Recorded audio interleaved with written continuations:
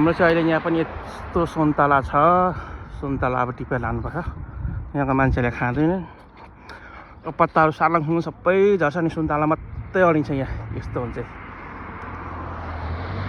त्यो सुन्तला। नेपालमा कति पैसा कमाउँछ, तर नेपालको भन्दा चाहिँ धेरै नै 100 होइन 200% नै राम्रो टेस्टी। अनि त्यो खुसबु भन्छ नि, स्मेल, त्यो चाहिँ धेरै राम्रो छ नेपालको भन्दा चाहिँ। यहाँ पनि म यसपालि नेपाल गएर लगभग काठमाडौँदेखि झापासम्म सबै सुन्तला चाखेँ, तर केही ठिक लागेन। तर यो जस्तो टेस्टी चाहिँ कुनै छैन नि। यस्तो टेस्टी क्या सुन्तला।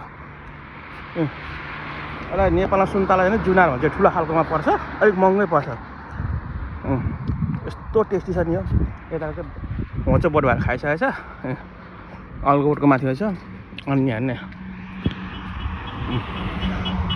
सुन्तला, सुन्तला